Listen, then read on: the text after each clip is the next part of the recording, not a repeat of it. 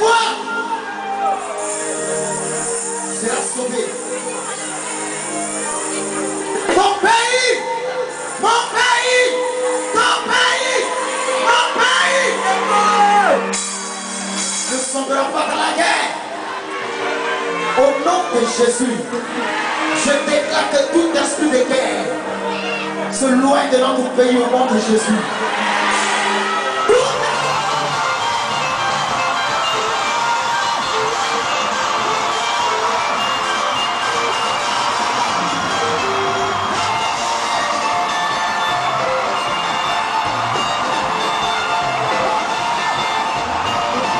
Merci Jésus, grâce à toi j'ai trouvé le bonheur. Merci Jésus, grâce à toi je n'ai pas eu honte.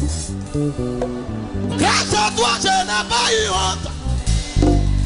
Grâce à toi j'ai la tête élevée. Grâce à toi ma tête est élevée. Je pensais que tu m'avais oublié, car tu m'as pas oublié. Ah. Je pensais que tu m'avais abandonné, car tu m'as pas abandonné. Je pensais que tu m'avais laissé, car tu m'as pas laissé. J'ai besoin de ta présence. J'ai besoin de ton amour. Mon Dieu, j'ai besoin de ta présence.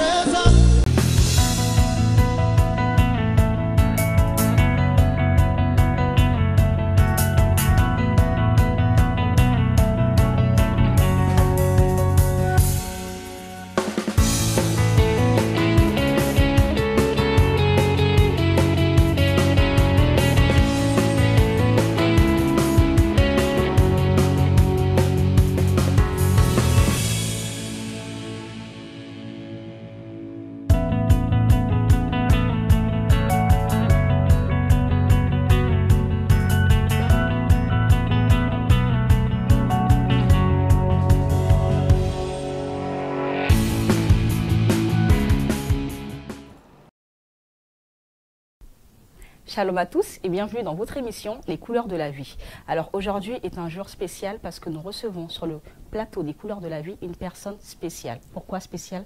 Tout simplement parce que le Seigneur l'a choisi. Le Seigneur l'a choisi pour vous bénir, pour me bénir. Et aujourd'hui, le thème d'aujourd'hui est Nestor David, de l'ombre à la lumière. Et pour cela, j'ai l'honneur de vous présenter l'invité d'aujourd'hui. Bonjour Nestor David. Bonjour maman. En tout cas, nous avons un très grand plaisir de vous recevoir sur le plateau des couleurs de la vie. Oui, le plaisir aussi est pour moi aussi. Et je pense que le plaisir est aussi pour les téléspectateurs. Oui, Vraiment. Alors, j'ai envie de vous dire, présentez-vous pour ceux qui ne vous connaissent pas. Nestor David, je suis à l'état civil, je me nomme Awandjon Kwasi Nestor.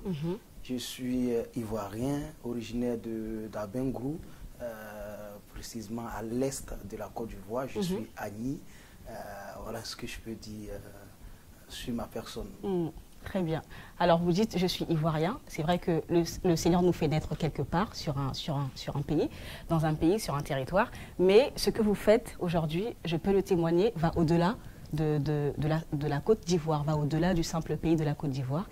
Et voilà. Pourquoi? Parce que le Seigneur va au-delà de la Côte d'Ivoire et agit aussi au-delà. Oui, je peux dire que ex-ivoirien et aujourd'hui fils du royaume. Amen. Amen. Citoyen du royaume. Citoyen du royaume, Amen. fils du Dieu vivant. Du Dieu vivant. Ce qui fait que chacun de nous, Ivoiriens, Français, Togolais, Congolais, Zaïrois, peut, voilà, et votre frère en Christ. Parce qu'en tant que des chrétiens, nous sommes tous une même famille. Exact. Voilà. Amen. La Bible dit que à tous ceux qui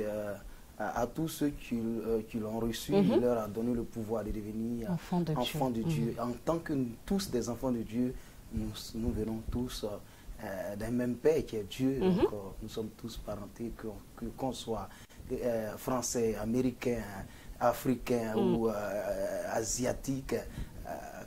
Une fois qu'on est chrétien, on est de la même famille. Amen. Amen. Donc, j'ai envie que vous puissiez nous raconter un petit peu.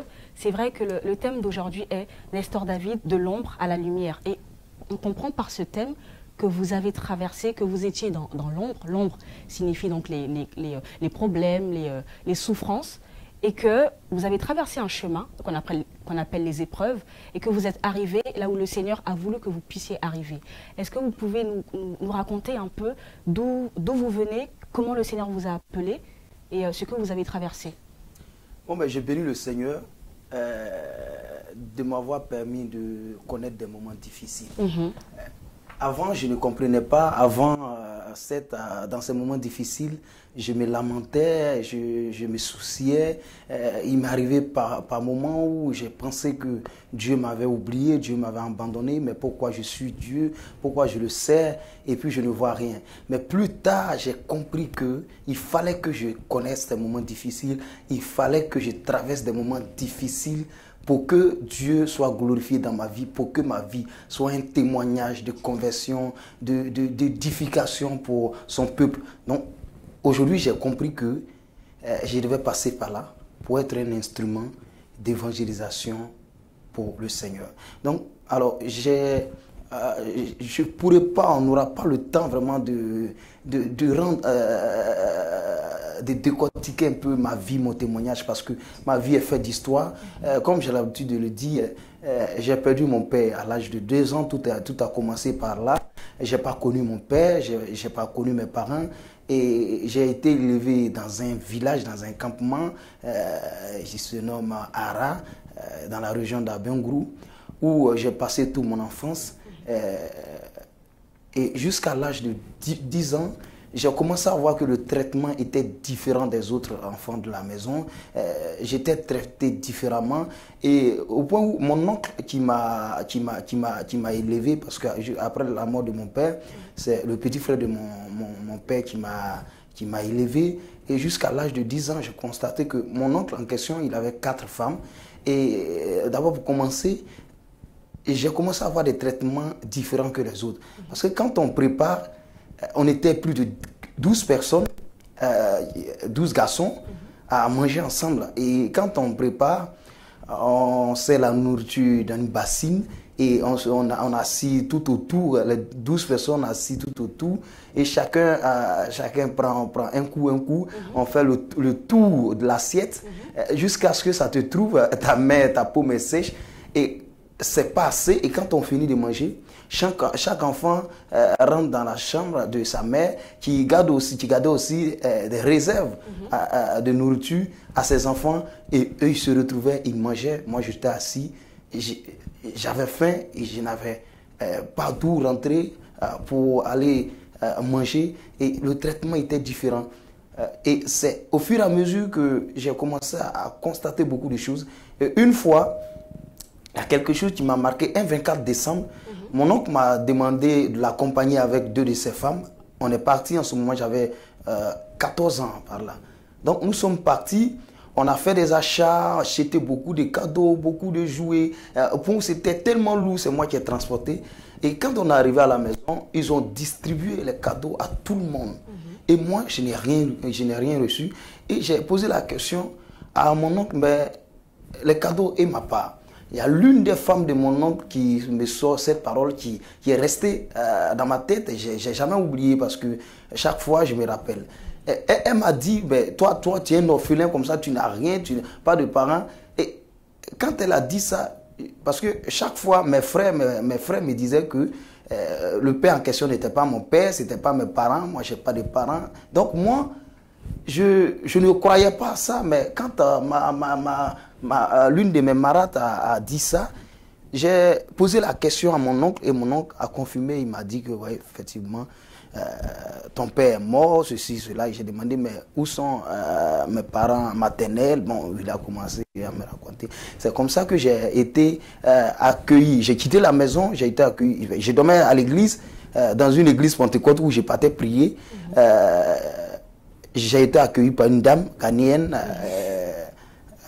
qui m'a accueilli, qui m'a pris à l'âge de 14 ans jusqu'à 18 ans, celle qui était comme ma mère. Et elle a fait un accident. Suite à l'accident, elle a perdu la vie. Et je me suis rendu à Ara, où je cherchais mes origines, je cherchais les parents de ma mère et autres, je cherchais ma mère. C'est ainsi que je me suis retrouvé à Abidjan, mais ça n'a pas été facile pour moi. J'ai connu vraiment des moments difficiles, des moments de souffrance. J'ai dormi même en bas des ponts, j'ai dormi dans des quartiers Sikobois. J'ai fait même, comment on appelle ça, j'ai été boy, comme on a l'habitude de dire chez nous, chez des gens, vraiment, et mon témoignage est tel que il m'est arrivé souvent même de penser à me suicider, où pour moi, vivre ne valait plus la peine parce que je me suis posé la question, est-ce que Dieu est avec moi vraiment? Est-ce que c'est Dieu qui m'a créé? Pourquoi les autres sont à l'aise? Pourquoi les autres mangent à leur faim? Pourquoi les autres sont dans le beurre? Et moi, depuis mon enfance, je ne fais que souffrir. Et c'est après que Dieu s'est révélé à moi. Et Dieu, dans son amour, a changé le cours de mon histoire. Amen. Je bénis son nom. Amen. Vous dites que j'ai pensé à me suicider, j'ai souffert. Dans toute cette souffrance-là, j'ai vu la méchanceté, si je peux l'exprimer ainsi, de l'être humain. Oui. Et le manque de pitié, le manque de compassion de l'être humain. Et j'ai envie de vous poser la question de savoir si dans tout cela, à un moment donné, vous ne vous disiez pas, quelque part, Dieu me réserve peut-être quelque chose aussi à moi. Ce n'est pas que je suis condamnée à souffrir comme ça. Peut-être qu'un jour aussi, moi aussi, je deviendrai quelqu'un, ou peut-être qu'un jour, je ferai quelque chose de ma vie aussi. Est-ce que à cette époque-là, où tout était noir, j'ai envie de dire, est-ce que vous n'avez pas aussi une petite lueur d'espoir qui vous a maintenu en vie? Si, il faut dire qu'en tant que des êtres humains, même si on a la foi, à un certain moment, quand la souffrance nous dépasse, on arrive à se décourager. Mais c'est la foi que j'ai gardée en Dieu qui m'a permis de ne pas faire du n'importe quoi, de ne pas rétrograder, aller voler ou aller... J'ai jamais fumé, j'ai jamais vraiment commis des actes dont les enfants de la rue ont l'habitude de le faire. Mais moi, j'ai gardé toujours ma ligne avec le Seigneur parce que j'avais cette foi-là en moi. Je savais que j'avais des talents, j'avais des qualités, j'avais quelque chose, mais je ne savais pas comment faire pour sortir ma tête du trou parce que d'abord, je ne savais ni lire, ni écrire, je n'avais personne, je n'avais pas de métier et pour rendre le témoignage, quand je suis arrivé à Abidjan, j'étais dans une famille et j'ai demandé à faire la couture. Je suis allé apprendre la couture. Quand j'ai commencé à faire la couture, la dame qui était la mère de la famille a refusé même que j'apprenne le métier, la couture. C'était vraiment difficile pour moi. C'était vraiment difficile. Toutes les portes semblaient fermées. Oui, toutes les portes étaient fermées. J'avais vraiment des attaques de partout. C'était pas facile, mais j'ai gardé toujours confiance en Dieu, j'ai gardé toujours la foi. C'est ce qui m'a permis vraiment de rester fidèle à Dieu jusqu'au bout. Amen. Amen. Et est-ce qu'en ce temps-là, justement, vous alliez aussi, en ce temps de souffrance, vous alliez à l'église où vous recevez aussi, j'ai envie de dire, la parole qui soutenait votre âme, où vous disiez que même si je vis à côté tout ça, mais d'un autre côté, il y a Dieu aussi qui me fortifie, qui me donne la vie aussi, parce que chaque jour que nous voyons est un miracle. La vie, nous achetons pas la vie, c'est Dieu qui nous donne gratuitement. Donc, est-ce qu'avec tout ce que Dieu faisait aussi, bien que vous ne le voyez pas, est-ce que vous avez aussi cette, j'ai envie de dire, cette balance-là? D'un côté, la souffrance, mais de l'autre côté, l'abondante gratitude de Dieu, que l'être humain ne peut même pas vous donner. Vous savez, ma vie était résumée en 2 étapes. C'est-à-dire, quand je me retrouve à l'église, je suis en joie. Vous voyez, là, tout ce que je suis en train de dire, vous voyez, mon manager est là, dans ce studio, M. Honora Didier, que je salue, qui est témoin de tout ce que je suis en train de raconter comme témoignage. Quand j'étais à l'église, j'avais une joie. Parce qu'à l'église, je me sentais à l'aise, je chante, et j'oublie un peu mes problèmes. Mais quand je quitte l'église, que j'arrive à la maison, les problèmes reviennent. Il m'arrive même parfois, quand je quitte l'église, j'arrive à la maison, je dors dehors. J'ai un témoin qui est là, je dors pratiquement dehors, je ne mange pas. vraiment, c'était pas facile. Donc, je trouvais plus de joie dans la maison de Dieu que à la maison où, que dans la maison familiale où je vivais. Donc, je vais dire que Dieu m'a beaucoup apporté dans ces moments de souffrance et vraiment, je bénis son nom. Amen. Et par rapport à toutes les personnes qui nous suivent, qui traversent aussi des moments difficiles, c'est vrai que quelquefois, c'est pas facile de vivre dans des familles recomposées, dans des familles où il y a beaucoup de mamans ou beaucoup de papas, etc. C'est comme si l'enfant nourrissait un désir de vengeance ou de jalousie même envers ses frères et sœurs, ou même d'autres sentiments négatifs.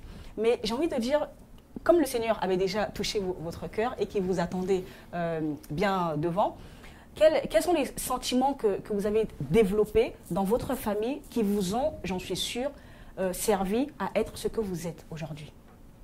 Bon, il faut dire que, parce que ma vie a été vraiment, bon, ma souffrance a été sur plusieurs étapes.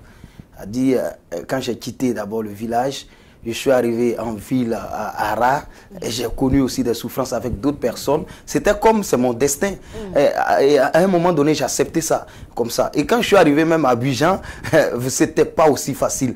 Je vais vous rendre un tout petit témoignage. Quand j'étais à l'église, je chantais et un jour, mon manager, qui était mon producteur avant, il y avait des artistes Zouglou qui m'ont dit de les accompagner parce que je jouais aussi au clavier, je faisais un peu les chœurs. Je suis allé les accompagner parce que c'était leur producteur, il devrait les auditionner. Et quand on est parti, j'ai chanté. Il a aimé ma manière de chanter, il a aimé parce que c'était pas moi qui devrais produire.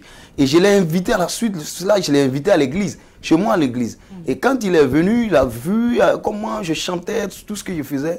Il a pris la décision de me produire. Mais je vous assure, mes problèmes même sont partis de là. Amen. Quand il a décidé de me produire, nous sommes rentrés en studio, je suis sorti, j'ai sorti l'album. Tout est déclenché. Tout sortes de souffrances, de persécutions autour de moi, dans la famille où je vivais, parce que j'étais dans une autre famille, à part où j'étais au village. Et même au sein même de mon groupe, mon orchestre que j'ai formé, vraiment, c'était pas facile. Donc, c'est pour dire qu'arrivé à un moment donné, je me suis dit, ben, je ne comprends pas. J'étais au village, au campement, la souffrance, j'arrive à Ra, en ville, la souffrance me suit. Je quitte là, j'arrive à Abidjan où je me dis que je suis arrivé en ville, mais ça devient plus grave. Parce que là-bas, en ville, je dormais au salon à Abidjan. Je dormais dans le salon des gens et c'est moi qui faisais tout dans la maison. Là, je parle, il y a un témoin qui est là. C'est moi qui faisais tout dans la maison. Je balayais la maison chaque matin, je me lève. Il m'est arrivé où la maîtresse de la maison, elle demande à ce que je me lève à 6 h du matin pour balayer la maison, essuyer la maison et aller au marché, faire le marché et puis préparer. Ben, les enfants regardent la télé souvent jusqu'à 1 h du matin et quand souvent je vais me coucher, j'avais ma natte, je me couche au salon, j'attends que les enfants partent se coucher avant de me coucher et quand elle se réveille à 6 h du matin, elle voit que je suis encore couché au salon, elle prend de l'eau dans le congélateur glacé, elle verse sur moi. Je me lève en sursaut, je balaye, je fais tout ce qu'il faut. On peut mettre des habits que je dois laver, peut dépasser souvent ma taille. Mais je fais tout ça. Mais la dame, elle me persécutait, elle me détestait, comme si j'étais... Il arrivait même, quand M. Onora Djidji a décidé de me produire, elle a tout fait pour faire la connaissance d'Onora Djidji. Elle a appelé Onora pour lui dire, mais lui là, il est maudit. Tu mets ton argent en lui, lui là, il ne va jamais devenir quelqu'un, c'est un enfant maudit. Mais elle me persécutait au point où elle décourageait le monsieur, elle lui dit, mais il ne faut pas le produire, non, il ne faut pas faire ceci. Mais elle avait une haine pour moi, au point où personne ne comprenait ce qui se passait. Et lui-même, M. Onora Djidji, arrivé à un moment donné, il m'a dit, ben, il faut chercher à quitter cette maison, sinon la dame, elle va te tuer. C'est comme ça que j'ai quitté la maison, je me suis retrouvé dans un quartier précaire. Je me suis retrouvé avec des drogués, dans un quartier précaire où tout le monde est drogué. Elle allait même jusqu'à aller prendre les gens de la PJ pour leur dire que j'étais un drogué. Elle leur a donné les instructions. Bon, qu'ils viennent me tuer, viennent m'exécuter. Mais par la grâce de Dieu, ces personnes-là, Dieu les a convaincus. Eux-mêmes, ils sont venus me dire que voilà, fais attention à telle personne, pour dire que c'était mon destin. Parce que aujourd'hui, moi, je ne prends pas ça mal. Je dis que c'est Dieu même qui a utilisé toutes ces personnes-là pour m'emmener à croître ma relation avec lui. Parce que aujourd'hui, j'ai compris que si mes parents vivaient, si mon père vivait, je n'allais jamais devenir chrétien parce que bon, mon père, il avait les moyens et puis lui, il n'était pas chrétien. Donc, peut-être j'allais rester dans le monde, j'allais faire ce que je voulais. Et peut-être même, je n'allais rien devenir. Mais aujourd'hui, par la grâce de Dieu, j'ai appris à faire confiance à Dieu. J'ai appris à placer ma confiance, ma foi en Dieu, à compter sur Dieu comme mon père, ma mère. Et aujourd'hui, il ne m'a pas trahi. Je bénis son nom. Amen. Gloire soit rendue à Dieu. C'est comme la Bible dit que les épreuves ne sont pas là pour nous nuire, mais elles sont là pour nous aider à avancer. Nous aider et nous fortifier. Nous fortifier, nous encourager, exactement.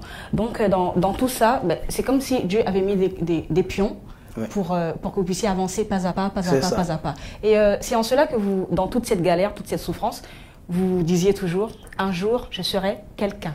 Oui. Coûte que coûte, je serai quelqu'un. Ça, c'est la promesse que vous faisiez à vous-même. J'avais cette foi. Si vous demandez à M. Didier et tous ceux qui étaient autour de moi, je n'avais rien, mais j'avais la foi.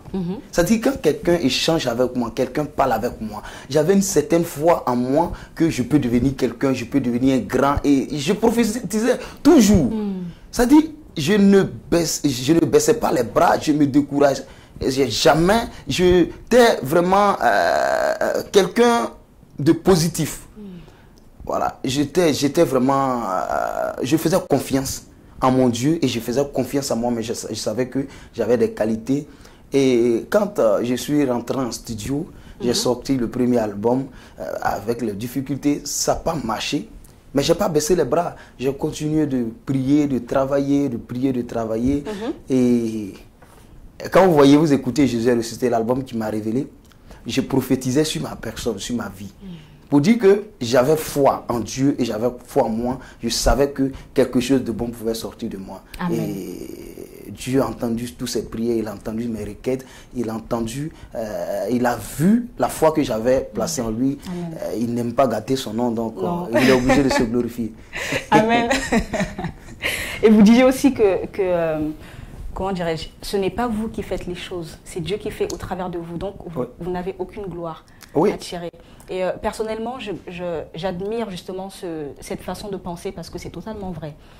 Parce que je me dis que l'être humain n'est tellement rien pour s'autoproclamer ou pour prétendre être quelqu'un, et que si quelque chose arrive dans la vie de quelqu'un, c'est que Dieu permet que nous puissions accomplir certaines choses.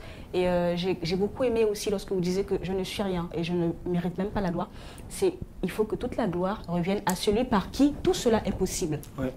Mais moi, dans mon cas, par contre, je n'ai même pas d'intérêt à réclamer la gloire. Parce que, au fait, quand on essaie de faire un peu le bilan de ma vie, et tous ceux même qui m'ont connu avant, ils savent que je n'ai pas intérêt. Parce que rien n'est venu de moi. D'abord, je ne connais rien. Je ne sais ni lire ni écrire. Je n'ai pas appris de métier. Je n'ai pas de qualification, en quelque sorte. Je ne savais pas même pas comment composer un chant, ni écrire un chant. Mais quand je vois tout ce que Dieu a fait dans ma vie, je me dis que, bon, souvent même il m'arrive, je dis, mais attends, pourquoi moi? Pourquoi moi? Mais après, j'ai compris que Dieu prend des choses vaines pour, je sais pas, j'ai oublié. Pour les amener. Voilà, pour les amener à la perfection et puis pour confondre aussi les sages. Ouais. Parce que Dieu, il est souverain dans ses choix, dans sa volonté. Donc, je me dis que si, je prends un exemple, si Dieu donne de l'argent peut-être à un fils de président, il fait un miracle d'argent, mais ça, c'est pas un miracle. Parce que il a déjà l'argent, ses parents ont l'argent. Donc, c'est pas un miracle. Mais lui, par contre, Dieu peut opérer autre miracle que l'argent ne peut pas faire. Amen. Soit peut-être c'est une guérison ou bien quelque chose que Dieu... Parce que Dieu fait toujours des choses dans sa souveraineté, il veut marquer toujours quelque chose qu'un homme ne peut pas faire. Donc moi, dans mon cas, Dieu m'a tiré vraiment de la boue pour m'amener là où il veut. Amen. Là où il a voulu que je sois. Donc Amen. vraiment, je sais que je ne mérite rien dans tout ce qui m'arrive. Donc c'est pourquoi je lui donne toujours la gloire. Amen. Dans une de vos chansons, vous disiez, dans la chanson qui dit Jésus, dont le titre est Jésus m'a aimé, vous disiez, je ne savais pas qu'un jour je verrais le soleil. Oui. J'ai entendu la chanson, je suis tombée sur cette phrase. Je me suis dit, mais comment quelqu'un peut rêver, voir ne serait-ce que le soleil qui se lève chaque matin? Alors, je me suis dit, c'est que votre désir était très, très, très profond. Et j'ai même envie d'aller plus loin que ça, c'est que par la grâce de Dieu, vous chantez ce que vous vivez. Donc, lorsqu'on écoute vos chants, vos chansons, c'est comme si c'était nous qui vivions la chose. C'est comme si chaque personne qui écoute vos chansons se reconnaît dans chacune de vos chansons. Pourquoi? Parce que vous parlez de la souffrance humaine et chaque être humain passe par des souffrances, des épreuves, des problèmes, des inquiétudes, des soucis. Et donc, ça intéresse tout le monde. On se sent concerné. Et lorsque j'ai entendu, je ne savais pas qu'un jour je verrais le soleil, je me suis dit, waouh, quel était ce rêve? Comment peut-on rêver de voir le soleil? Bon, ben, vous savez, ça dit, mon histoire est un miracle. Vous voyez, Amen. Quand je dis, je ne savais pas qu'un jour j'allais voir le soleil, ça dit, le soleil, certes, j'ai pris un peu l'image du soleil. L'espoir. Ouais. C'est-à-dire, je ne savais pas qu'un jour j'allais devenir quelqu'un. Je ne savais pas qu'un jour même j'allais pouvoir souvenir à mes besoins. Et quand je dis moi qui étais programmé pour être toujours derrière, c'est-à-dire tout ce que les gens disaient de moi, les gens ne voyaient que du négatif. Les gens ne voyaient que de l'échec en moi. Et j'étais considéré comme celui qui doit accompagner les autres, celui qui doit vraiment être au service des autres, celui qui doit être l'esclave des autres. Et j'ai été humilié, j'ai dormi dans les rues, mais je ne savais pas qu'un jour j'allais voir le soleil. Aujourd'hui, voilà moi. Vous savez, cette phrase chez nous en Côte d'Ivoire, les gens aiment ça.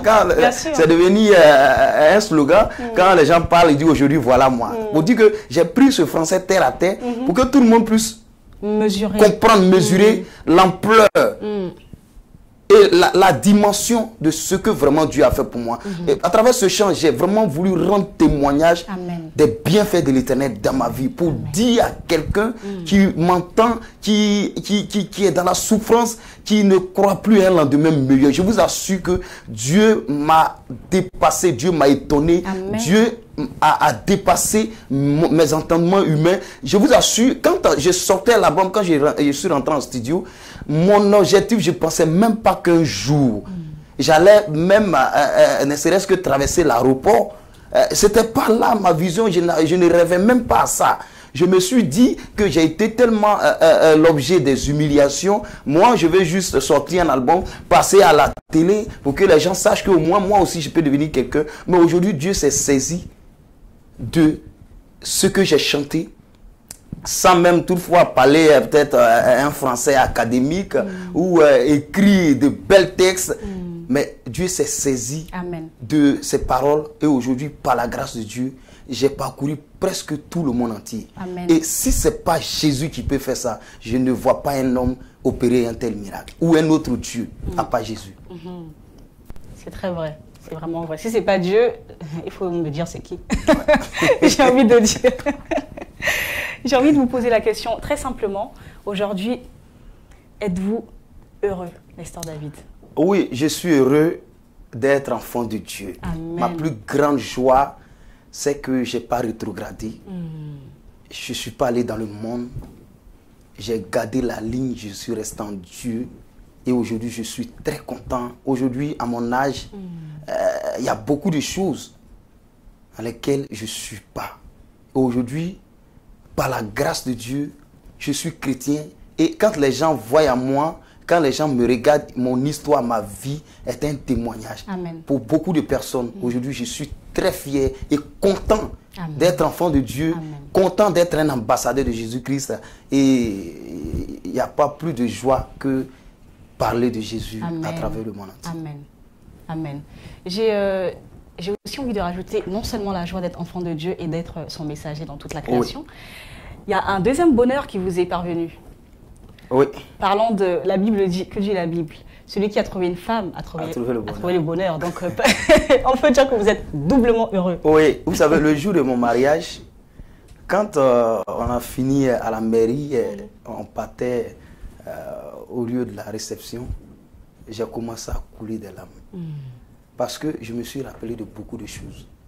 Ça dit, je ne savais même pas qu'un jour même, je pouvais avoir un truc pour dire que je vais me marier. Et quand j'ai vu les personnalités qui étaient à mon mariage, quand j'ai vu, on est arrivé à la réception, j'ai vu le monde qui était à mon mariage. Quand j'ai vu tout ce qui s'est passé.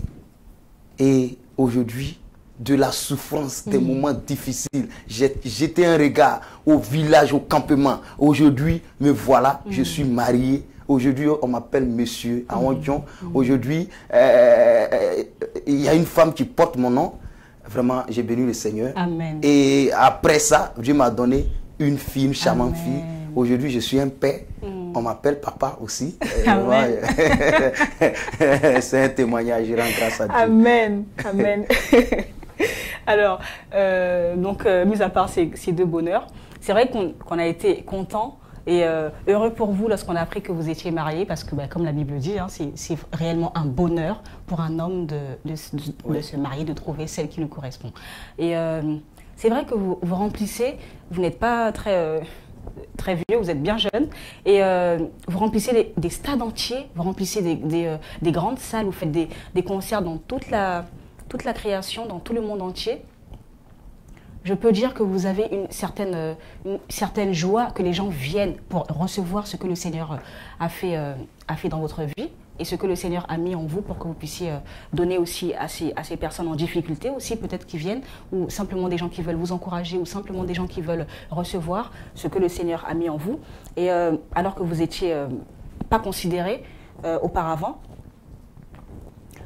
vous dites dans vos chants que j'avais envie d'exprimer ma souffrance. J'avais envie que les gens comprennent ma souffrance et j'avais envie de témoigner ce que le Seigneur a fait pour moi. Est-ce qu'aujourd'hui, vous estimez avoir, du moins, je vais sur la base qu'on n'est jamais arrivé. Est-ce qu'aujourd'hui, vous estimez être sur la bonne voie? C'est-à-dire que vous estimez être dans votre destinée, dans la destinée que le Seigneur a prévue pour vous? Oui, je pense. Amen. Je pense parce que, d'abord, l'objectif premier d'un chrétien, c'est d'évangéliser. Amen. C'est de parler de notre Seigneur Jésus-Christ, de ses bienfaits dans notre vie. Et c'est ce que je fais. Et je suis très content de le faire chaque fois que je tiens le micro. Quand vous essayez de voir mes concerts, quand j'ai le micro en main, ce n'est plus ma personne, ce n'est plus moi. Je ne vois pas le public qui est devant moi, mais je me vois un Nestor David qui est en train de rendre les honneurs à celui qui l'a élevé. Amen. Qui l'a permis d'être devant un public. Parce que ce n'était pas évident. Donc, toutefois que je me retrouve sur la scène, mon public vient, mais moi, je m'adresse directement à Dieu et Dieu aussi se charge de bénir ceux qui sont en face de moi. Ouais. Et pour vous raconter l'histoire, le 28 décembre dernier, je faisais mon dernier concert, l'année. Un concert que nous avons dénommé Apothéose 2014 parce que c'était le dernier dimanche de l'année.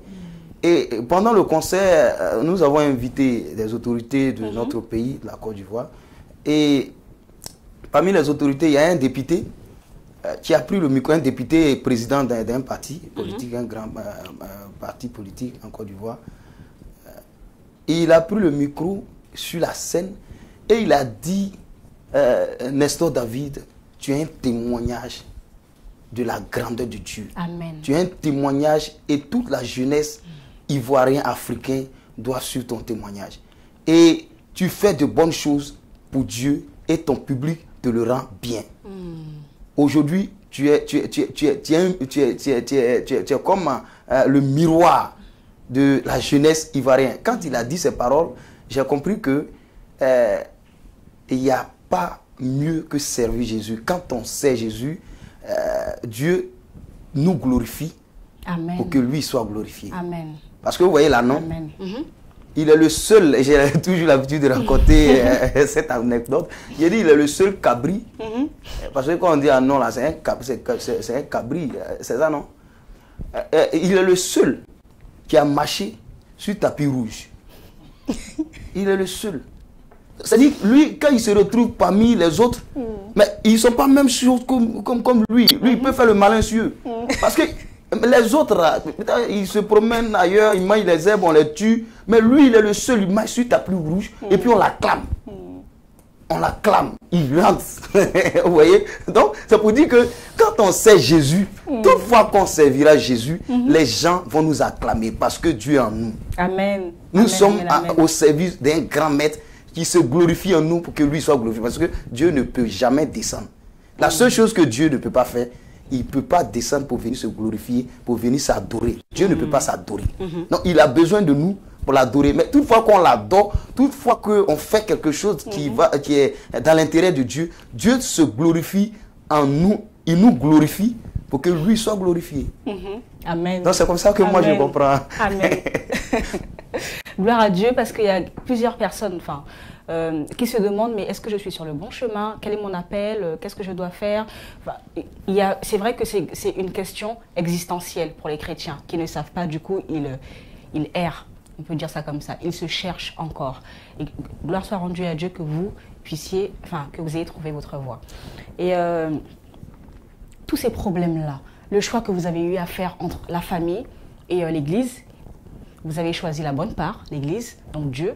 Tous ces choix, tous ces problèmes, toutes ces difficultés, j'ai envie de savoir, j'ai envie de vous poser la question de savoir si elles n'ont pas été plutôt un accélérateur plutôt qu'un frein dans votre vie. Oui, elles ont été un accélérateur parce que les souffrances m'ont amené à me battre, à prier davantage, à croître mon intimité avec le Seigneur parce que je n'avais pas d'autre recours que Dieu. Soit, l'autre choix que j'avais, c'était d'aller soit voler ou braquer.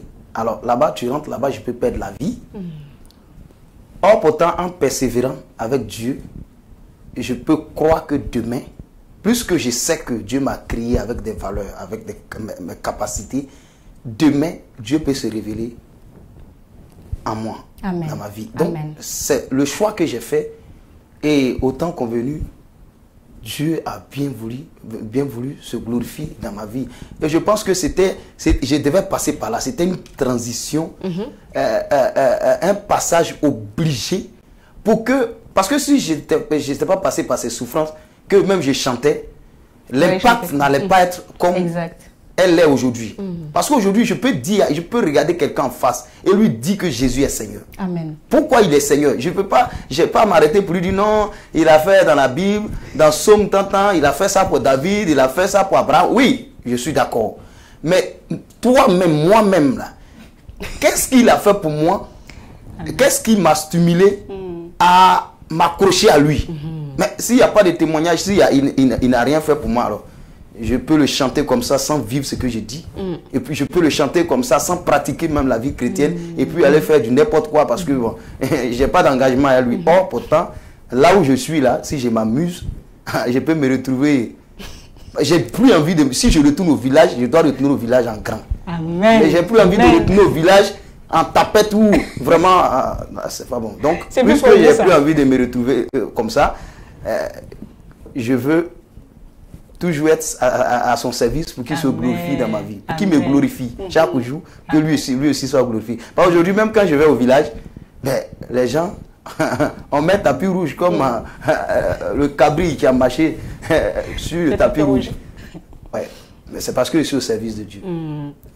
Donc j'ai fait le bon choix. Vraiment, gloire soit rendue à Dieu. Et le bon choix conduit plusieurs centaines de milliers de personnes à être bénies au travers de vous. Donc vraiment, merci Seigneur. Donc on va parler de la nuit de la Shekinah. Oui. Donc il va se passer le vendredi 16 janvier, la nuit de la Shekinah, avec Nestor David. C'est un concert de louange. Oui, c'est un concert de louange. C'est un concert de louange. Un bon moment à passer dans la présence de Dieu avec les artistes de l'Éternel, dont Nestor David. Donc vendredi 16 janvier, à partir de 22h jusqu'à 5h du matin. C'est la nuit de la Shekinah. L'adresse au 36 rue de la Fontaine du Vaisseau, 94 120 Fontenay-sous-Bois, de 22h à 5h du matin. Les coordonnées vont s'afficher. Téléphonez, n'hésitez pas, c'est une bénédiction pour vous d'assister à ce concert. Et n'hésitez pas à acheter les billets de train ou d'avion, peu importe, déplacez-vous massivement. Pourquoi? Parce que le Seigneur a envoyé son serviteur pour vous, pour moi, et tous les enfants de Dieu doivent être bénis. Vous ne pouvez pas manquer ce rendez-vous. La nuit de la Shekinah, vendredi 16 janvier, à partir de 22h, au 36 rue de la Fontaine du Vaisseau, à Fontenay-sous-Bois. Parlons aussi de votre prochaine actualité. Donc, tout de suite après la nuit de la Shekinah, oui. Samedi 17, vous êtes en Italie, oui. Donc à Varèse, à Milan. À Varèse, oui. À Varèse, à Milan, pour ceux qui veulent aussi se déplacer, effectuer le déplacement. Les renseignements, toujours aux mêmes coordonnées qui s'affichent en bas de votre écran. Et le 25 janvier. 25 janvier, je suis au stade de Boaké. Et cette date, d'ailleurs, me rappelle beaucoup de choses parce que c'est la date de mon anniversaire. Et je ne savais pas, c'est vous-même qui m'avez rappelé tout à l'heure, j'avais oublié ma date d'anniversaire tellement je suis occupé, pris par des concerts à gauche et à droite. Donc le dimanche 25 janvier, on sera en Côte d'Ivoire au stade de Boaké. C'était dans quelques jours. Et après ça, nous avons... La première semaine de février. La première semaine de février, nous sommes au Gabon. Après le Gabon, on sera à Londres d'abord, à Londres et aux États-Unis. On reviendra en France dans le mois de mars pour une tournée. Dans les villes de France. Ouais, donc Marseille, Paris, Lyon, Orléans, Toulouse, La Rochelle. La Rochelle, Lyon, Orléans. Bon. En tout cas, de là où vous allez, en fait, je crois que là, vous pensez vraiment au public français. Donc, de là où vous êtes, vraiment, déplacez-vous pour aller dans la ville la plus proche de chez vous pour pouvoir assister au concert de Nestor David et n'hésitez pas. En tout cas, nous serons bénis au travers de ces réunions que vous allez passer, ces concerts que nous allons passer en votre compagnie. Nous avons envie de savoir quel est le Nestor David que nous écoutons, pour qui nous prions, que nous admirons, que nous encourageons? Quel genre de mari est-ce? Quel genre d'homme est-ce à la maison? Alors, est-ce que vous faites vous faites à manger, vous faites les travaux ménagers? Enfin, quel genre de papa ou de mari êtes-vous? D'abord, je suis un cordon bleu. C'est très bien cuisiné. Ah bon? Ouais, et en plus de ça, je suis très taquin. Il arrive souvent, mon épouse se fâche parce qu'elle trouve que je me moque trop. À la maison, j'aime taquiner, j'aime rire, j'aime jouer la comédie. Ça dit, je suis différent du Nestor David qui est sur la scène. Voilà. À la maison, je ne chante pas, j'aime pas chanter. Souvent, mon épouse, quand elle chante, je trouve qu'elle ne sait pas chanter, elle ne fout rien. Donc, elle ne sait pas chanter, elle ne sait pas danser. Quand elle chante, je dis, mais tais-toi, tu donnes mal à l'oreille. Donc, elle dit, mais toi, tu es là, tu ne chantes jamais. Elle dit, mais elle se demande, mais comment moi je fais? Et puis, je chante. Parce qu'à la maison, on ne me voit jamais chanter, je joue la comédie. C'est un peu ça. Donc, je suis, bon, vraiment... tranquille, bon, je ne me prends pas la tête. Voilà, j'aime jouer, j'aime être toujours avec mes gars. Donc, c'est comme ça, c'est la famille. Vraiment. Et puis, j'ai des petites blagues souvent que je raconte, mais ça plaît aux gens quand même. Ça permet de détendre souvent l'atmosphère. Et même souvent, quand je suis en concert, il m'arrive de créer des petites histoires, des petites anecdotes pour égayer aussi le public. Donc, je pense que ça passe bien, les gens aiment ça. Bien sûr. Sortir un peu Oui, parce qu'il arrive des moments, quand on rentre dans le spirituel, quand on rentre en esprit, on ne peut plus me contrôler et on ne reconnaît plus la personne.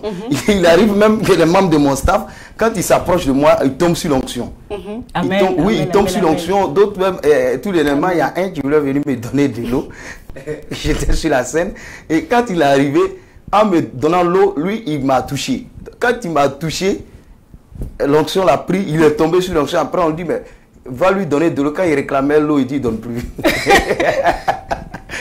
Il a eu peur et quand on est arrivé à la maison, il a commencé à jouer la comédie. Il dit aux gens, lui là, il fait exprès. Il fait exprès, lui il s'approche plus de moi.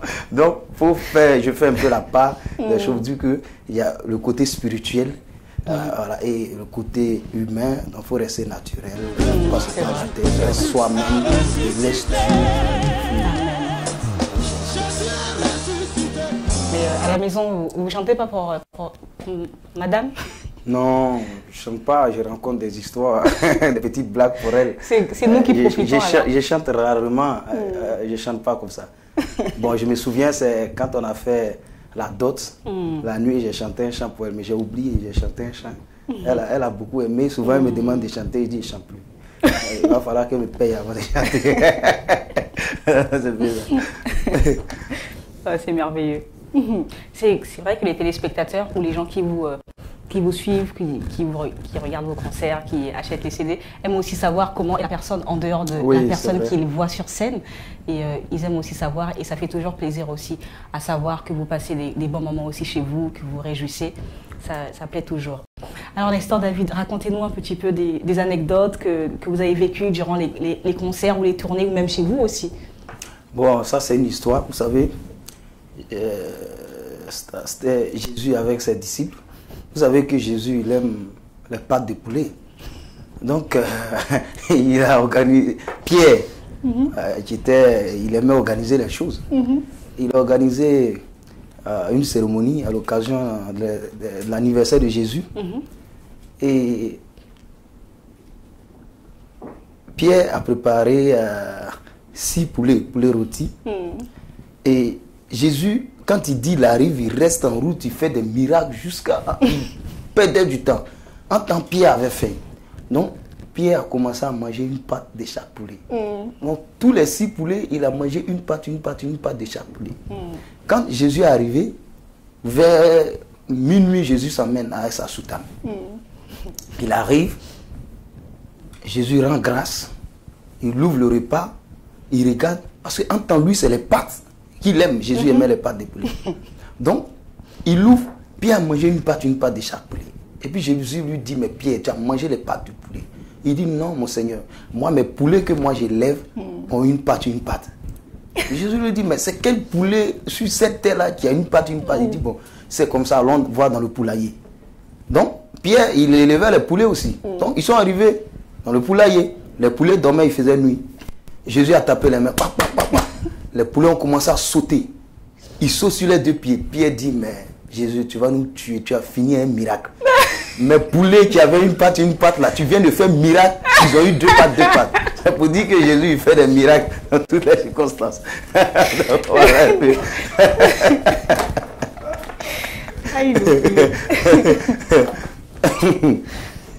Gloire à Dieu. Merci, que Dieu vous bénisse.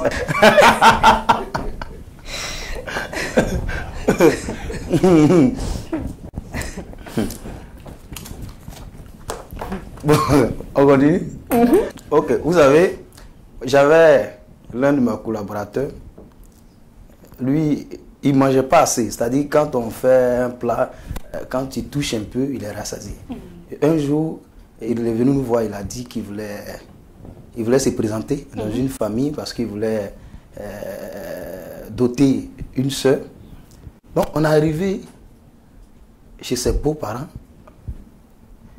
En principe, il devrait être galant. Ils ont fait à manger. Il a assis, il a mangé premier plat. Il voit, il n'est pas rassasié. Il a commandé 2e plat. Mais son beau le regardait comme ça. 2e plat, 3e plat, 4e plat. Il dit, hé Seigneur, moi qui ne mangeais pas d'habitude là. Aujourd'hui, qu'est-ce qui m'arrive? Seigneur, qui mange à moi? Seigneur, ce n'est plus moi qui mange. Mais qui mange à moi? Mais il pleurait, il demandait la compassion de Dieu. Mais il dit, mais je suis dans ma belle famille, chez mes beaux-parents, mais qui mange à moi, Seigneur? Ce n'est plus moi qui mange. Donc, vous voyez, on était obligé de prier pour lui parce que là, ça devenait autre chose. S'il ne savait pas qui mangeait en lui. Ouais, donc, il a eu la femme après ou pas? Il a refusé, le monsieur a refusé. Parce qu'il a dit, ben, lui là, finalement, ma fille ne pourra pas, elle n'aura pas à manger. Parce que si lui, il mange comme ça, donc il a perdu la femme à cause de son ventre. Merci Seigneur.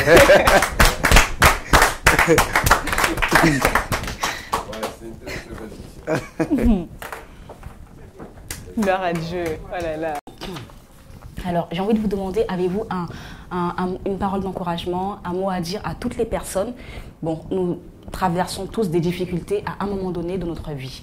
À toutes les personnes qui, peut-être comme vous aussi, sont passées par des épreuves tellement difficiles qu'elles aussi, elles se sont posées la question de savoir, mais on dit que Dieu existe, mais si vraiment Dieu existait, pourquoi moi? Pourquoi je passe par de telles épreuves? Pourquoi? Et si je me suicidais, est-ce que ce ne serait pas mieux plutôt que de subir ça? Puisque Dieu, apparemment, Dieu n'est plus là avec moi. Est-ce que vous avez quelque chose à dire à ces personnes-là qui pensent que mettre fin à ces jours, c'est peut-être mieux?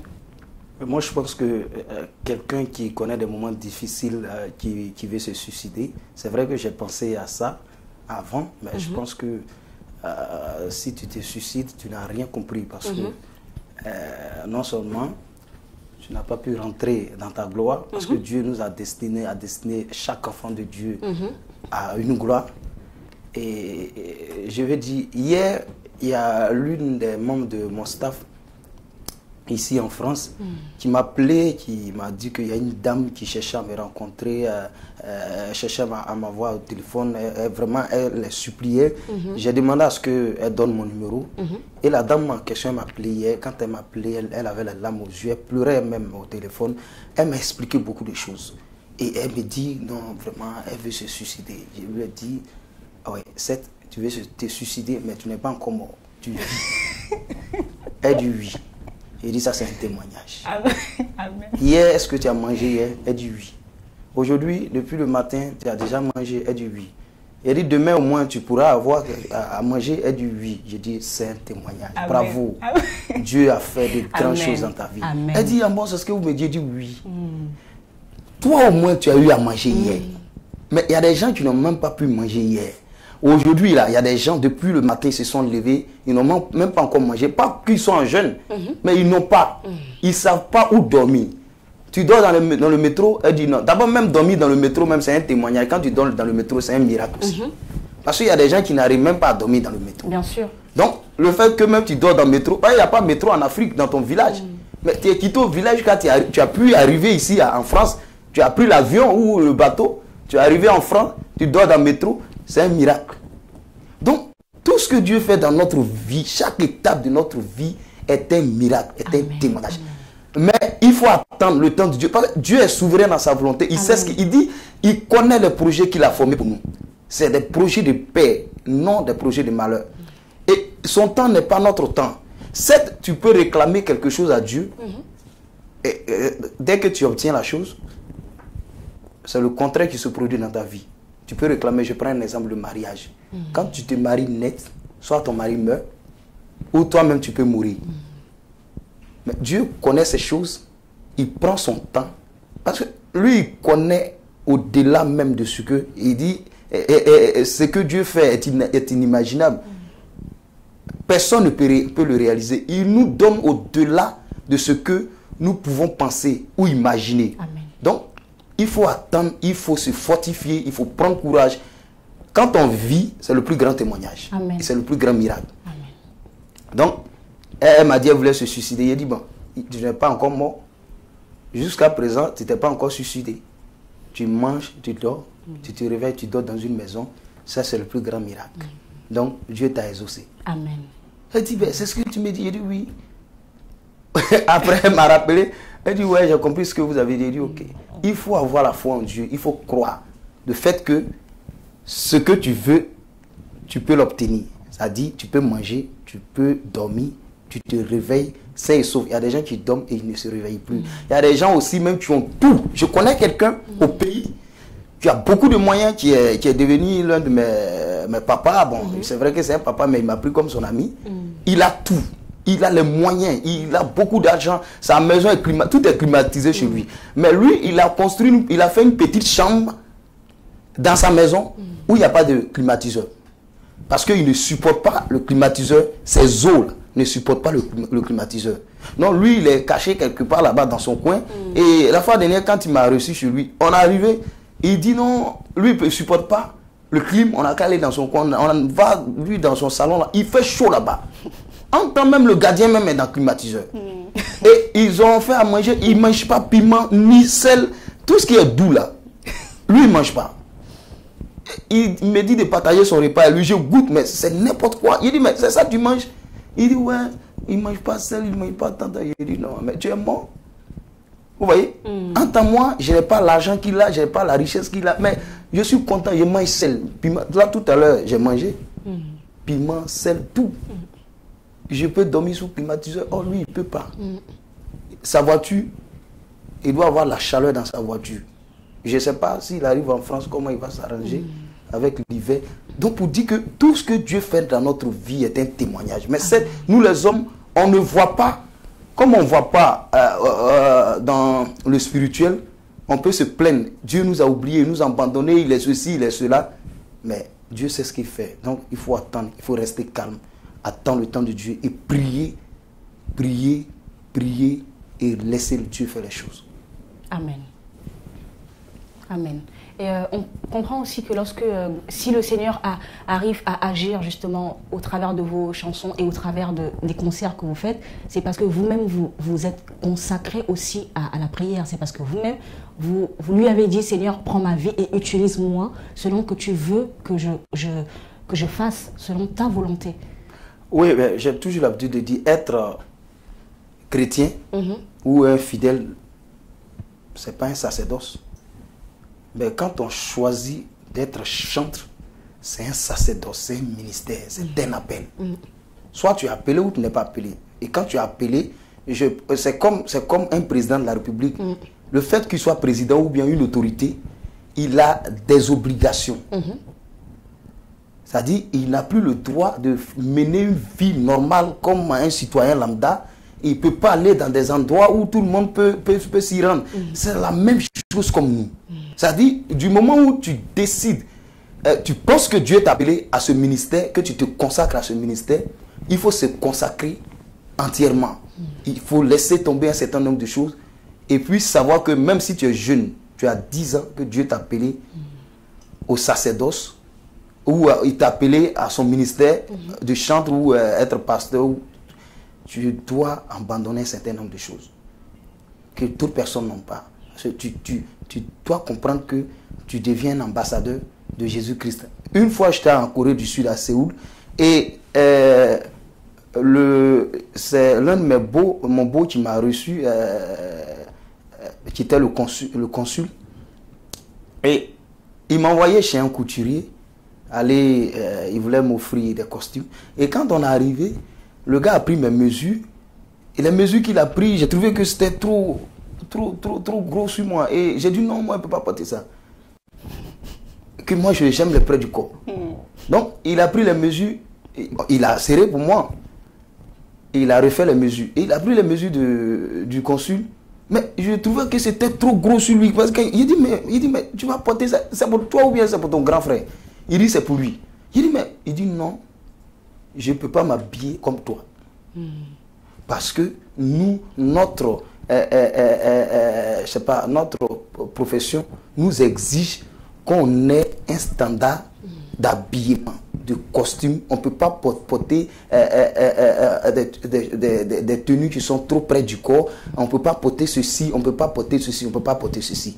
Ça m'a mené à comprendre que si les gens du monde respectent les règles, pourquoi pas nous les chrétiens?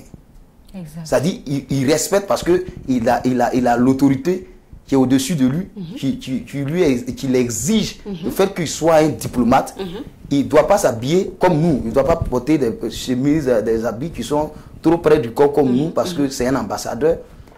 Mais je veux dire que peut-être pour nous, ce n'est pas habillement, mais même l'habillement, même en tant que chantre, il y a des tenues que moi, je ne peux pas porter. Voilà. Quand je dois me rendre, très souvent, les gens trouvent que tu es tout le temps en costume, mais je suis obligé parce que je suis un ambassadeur de Jésus. Amen. Voilà, donc ça s'impose à moi. Et le style vestimentaire, et le comportement, le caractère, la vie même de consécration, la vie même qu'on mène, parce que le témoignage, c'est pas ce qui sort de notre bouche seulement, c'est notre comportement, notre vie quotidienne, ce que les gens regardent, les gens voient à travers de nous, c'est le plus, c'est-à-dire le plus gros témoignage, ou comment on appelle ça, vient de notre comportement aussi, vient de notre quotidien, notre manière de vivre, notre manière de nous comporter. Il m'est arrivé même d'aller dans des pays, j'étais à Ouaga, à Koundé d'Or, avec des artistes du monde, je ne vais pas citer leur nom, des grands artistes. Et quand on est arrivé, ils nous ont reçus dans un hôtel. Et chaque fois qu'on partait manger, ils avaient des copines à gauche, à droite. Et puis, moi, j'étais toujours dans mon coin. Or, ils étaient en train de m'observer. Et le soir où nous avons fini la cérémonie, il y a un qui vient et qui me dit, « Ah, mais il y a la camarade de ma chérie, là. Vraiment, elle dit, elle aime ton affaire, tout ça, elle voulait aller avec toi. » Donc, on est partis ensemble. Quand on est arrivé, elle voulait monter. Je lui ai dit, non, on reste dans les halls. Donc, on est resté dans les halls avec tous les autres. Et elle parlait avec moi. Mais on était assis et on a parlé, causé. Après, j'ai dit, bon, moi, je monte en chambre. Et puis, il y a un qui me dit, mais il faut partir à elle. J'ai dit, non. Madame, vous allez rentrer parce que moi, je vais me coucher. Le comportement que j'ai eu les a marqués. Jusqu'à présent, ils ne font qu'en parler. Et ils ont pris l'exemple de d'autres chants avec qui ils sont allés à des voyages ou à des tournées où vraiment ils se sont donné à beaucoup de choses. Donc, ça veut dire que notre manière de vivre, notre comportement aussi est un témoignage. Donc, on doit faire très attention à ce qu'on fait. C'est très vrai. Et d'ailleurs, le monde regarde et copie. J'ai envie de dire, c'est aussi une occasion de bénédiction. Et la Bible dit, le monde attend impatiemment la manifestation, c'est ça, des fils de Dieu. De Dieu. C'est ça. Avec un ardent désir. Ah ouais. Donc tout ce qu'on fait, le monde nous regarde et c'est le monde qui nous juge. Exact. Premièrement d'abord. C'est très vrai. Nestor David, de l'ombre à la lumière. Aujourd'hui, on peut dire que vous êtes dans la lumière parce que vous êtes dans la gloire de Dieu, dans la destinée que le Seigneur a réservée pour vous et que vous avez quitté l'ombre. L'ombre, Dieu merci, c'est derrière, mais c'est cette ombre-là qui vous a permis d'arriver à la lumière. Donc, merci Seigneur. On rappelle les dates. Donc, la nuit de la Shekinah, le vendredi 16 janvier, de 22h à 5h du matin. Donc, au 36 rue de la Fontaine du Vaisseau, 94 120 Fontenay-sous-Bois, de 22h à 5h du matin, avec le chantre de l'Éternel, Nestor David. Les coordonnées s'affichent sous votre écran. Ensuite, les prochaines dates, donc samedi 17 janvier à Varèse, à Milan. Ensuite, le 25 janvier, jour de son anniversaire, merci Seigneur. Donc, un grand concert à Boaké, au stade de Boaké, en Côte d'Ivoire. Ensuite, la première semaine de février, il sera au Gabon, ensuite à Londres, ensuite aux États-Unis et vers le mois de mars, il fera une tournée en France. Donc, tout un chacun de vous est invité à le rejoindre durant cette tournée. Ça sera à Paris, Marseille, Orléans, La Rochelle. En tout cas, choisissez la ville dont vous êtes le plus près afin de vous y rapprocher, afin de venir à ces concerts. Et nous rappelons aussi le CD, le nouveau CD de Nestor David, DVD, et qui s'affiche également à votre écran. Donc n'hésitez pas à appeler aux coordonnées qui se sont affichées pour pouvoir vous procurer le DVD, pour pouvoir vous procurer le CD. N'hésitez pas parce que j'ai envie de vous promettre que vous serez bénis.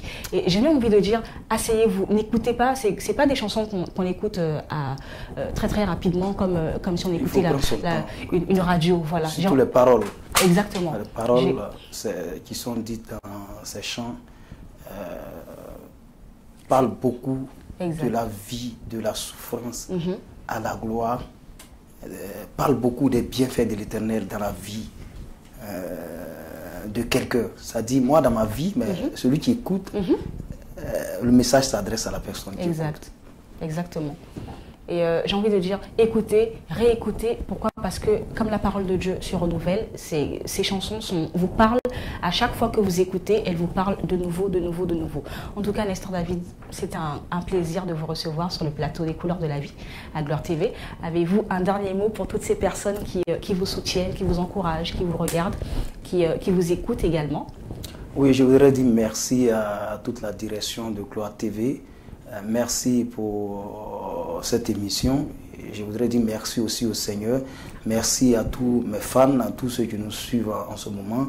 Que le Seigneur vous bénisse. Sachez que quand il y a la vie, il y a de l'espoir. Il faut croire toujours en notre Seigneur Jésus-Christ. Dieu ne t'a pas créé pour que tu souffres éternellement. Il ne t'a pas créé pour que tu sois le dernier. Il t'a créé avec des valeurs, avec des qualités. Crois en lui, quelle que soit la souffrance. Reste ferme, sache que Dieu est fidèle. Il relèvera ta tête au temps convenu. Que Dieu vous bénisse. Merci. Amen. Voilà, c'était Nestor David dans cette émission dont le thème est Nestor David de l'ombre à la lumière. Et j'ai envie de dire, comme Nestor David a dit, vous n'êtes pas, Dieu n'a pas destiné quelqu'un à être derrière, à être la queue, toujours la queue, toujours la queue. Dieu t'a destiné à être la tête et donc persévère comme Nestor David a persévéré afin que le Seigneur te fasse la tête toi aussi. Merci de nous avoir suivis, merci pour votre fidélité et retrouvez-nous très prochainement dans votre émission Les couleurs de la vie. C'était Lady Storm et à très bientôt. D'ici là, n'oubliez pas que Jésus-Christ est Seigneur. À bientôt. Bye bye.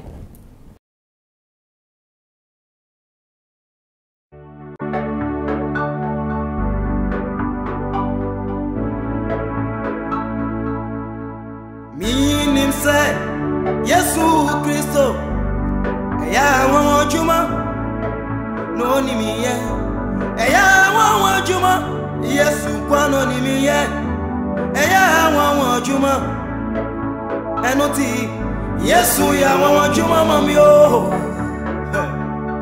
Yesu ya wawo juma mami o Yesu ya wawo juma mami o Yesu Kristo mi pachao ya wawo juma mami o Timi unyina shawonsa Midimi akuma shawonsa Midimi unyina shawonsa Midimi sa Yesu Kristo Ufri sara saroba Ubeki mikwa Yesu ya wawo juma mame Yesu mabrao Yesu mabrao Yesu mabrao Anoti me pachao Yesu ya mon juma mame J'ai besoin de ta présence J'ai besoin de ton amour Oh Dieu J'ai besoin de ta présence Car nous vivons dans ce monde de troubles Nous vivons dans ce monde de souffrance Nous vivons dans ce monde de crise Sans ta présence, mon Dieu, où irons-nous? Je t'en supplie, voilà mon âme Je suis rejeté à cause de ton évangile Les gens m'ont abandonné Je t'en supplie, voilà mon âme Je t'en supplie, voilà mon âme Mes frères m'ont abandonné Parce que j'ai pris la décision d'appartenir à ton royaume Et pour cela, les gens m'ont abandonné Je n'ai plus personne, je suis à la lise de tous Mon Dieu ne m'abandonne pas Dis-moi quelque chose Dis-moi quelque chose Mon âme est attristée Mon Dieu ne m'abandonne pas Je t'en supplie Seigneur Dis-moi quelque chose Laisse les gens parler mal de toi Laisse les gens te critiquer Laisse les gens te maltraiter parce que tu as accepté le Seigneur Mais ton Dieu est en train de préparer ton témoignage Et le témoignage sera tellement grand que d'autres diront que tu as deux féticheurs Ils sauront que ton Dieu t'a aimé Dans tous ces moments Je ne baisserai jamais les bras Je resterai toujours fidèle à toi Parce que je sais que tu es toujours le même Si tu as guéri les aveugles Si tu as marché sur la mer rouge Si tu as guéri les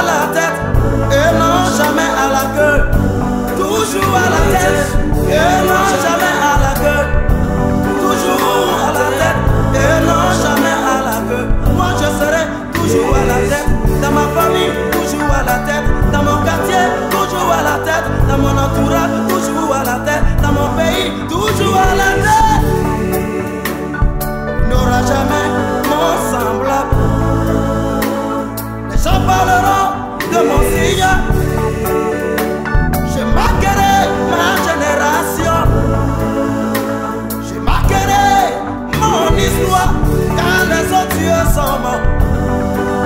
Les autres dieux sont morts, ils sont restés dans le tombeau. Le marabout du quartier est mort. Il est resté dans son tombeau. Le Bouddha, il est mort. Il est resté dans son tombeau. Mais le Dieu que moi j'adore, il est mort le premier jour, le deuxième jour, le troisième jour. Jésus est ressuscité. Jésus est ressuscité. Jésus est ressuscité. Jésus est ressuscité. Il est ressuscité pour ma guérison. Il est ressuscité pour mon miracle. Il est ressuscité pour mon mariage. Il est ressuscité pour mes affaires. Jésus est ressuscité. Alors ne t'inquiète plus. Jésus est ressuscité. Alors ne te soucie plus. Le prix est déjà payé pour ta liberté. Le prix est déjà payé pour ta guérison. Jésus est ressuscité. Jésus est ressuscité. Jésus a dit qu'on est mort. Jésus a dit qu'on est mort. Dit qu'on est mort, mayo. Dit qu'on est mort, mayo. Dit qu'on est mort, mayo. Binia, nyamuka no bakwa mao. Yesu o sagrada. Yesu a dit qu'on est mort.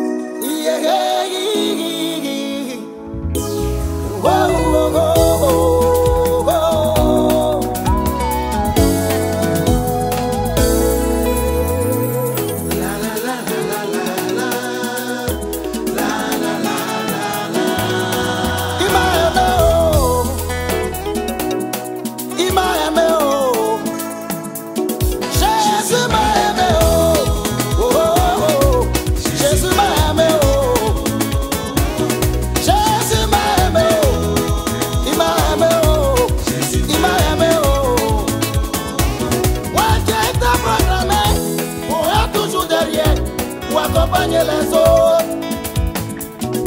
J'ai été humilié, j'ai été maltraité et j'ai dormi dans la rue. J'ai dormi dans le marché. J'ai dormi sur la banc des églises. Et quand on me voyait, on se moquait de moi. Jésus m'a aimé, oh, oh, Jésus m'a aimé, oh.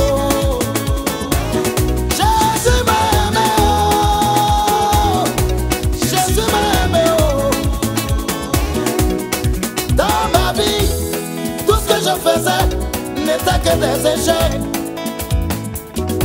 et rien ne me réussissait. On se moquait de moi, on me traitait d'enfant maudit. Les gens disaient que j'étais né pour être toujours derrière. Mes amis pensaient que rien de bon ne pouvait sortir de moi.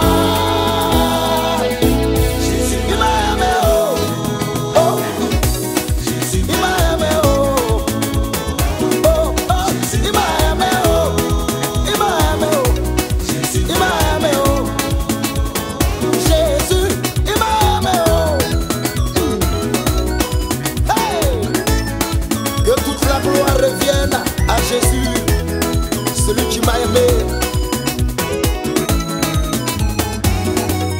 Je ne savais pas qu'un jour j'allais voir le soleil. Je ne savais pas qu'un jour j'allais pouvoir relever ma tête. Je ne savais pas qu'un jour j'allais retrouver le sourire. Je passais mon temps à pleurer, à me lamenter. m'attendait. Oh, son temps n'était pas mon temps. Le temps de Dieu est le meilleur. Aujourd'hui la pierre rejetée est devenue la principale. Je suis l'héritier du roi des rois, l'héritier du Tout-Puissant. L'héritier avec le Christ, l'héritier du Dieu vivant. Aujourd'hui voilà moi, aujourd'hui voilà moi, aujourd'hui voilà moi.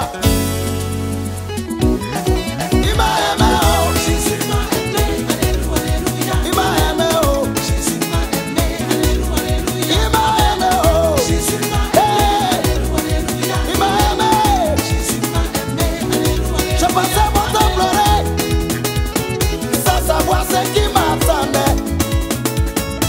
Je passais mon temps me lamenter, sans savoir ce qui m'attendait. Aujourd'hui j'ai retrouvé le sourire, la paix du cœur, la joie de vivre. Dieu m'a tout donné. Il m'a donné la joie, il m'a donné la paix, il m'a donné le bonheur. Oh, oh, c'est Jésus qui fait tout ça. Ah. Tous ceux qui savent qu'ils sont sauvés par Dieu, qui dansent à la gloire de l'Éternel. Colonel Yao Michel, Jésus m'a aimé, Escabé, il m'a aimé, Jésus m'a aimé. Je chante, je danse, je loue, je chante, je danse, je me réjouis. Grâce à Dieu, il m'a aimé, oh Jésus m'a aimé, alléluia, alléluia, amen. Jésus m'a aimé, alléluia, alléluia, amen. Jésus m'a aimé, alléluia, amen. Jésus m'a aimé, alléluia, amen. Jésus m'a aimé, alléluia, amen. Jésus m'a aimé, alléluia. Je me réjouis à l'Éternel, je me réjouis à Dieu, je me réjouis à mon Dieu. Il m'a aimé, oh alléluia, amen. Il m'a aimé, il m'a aimé, il m'a aimé, il m'a aimé, il m'a aimé, il m'a aimé, il m'a aimé. Jésus m'a aimé, alléluia, alléluia, amen. Jésus m'a aimé, alléluia, alléluia, amen.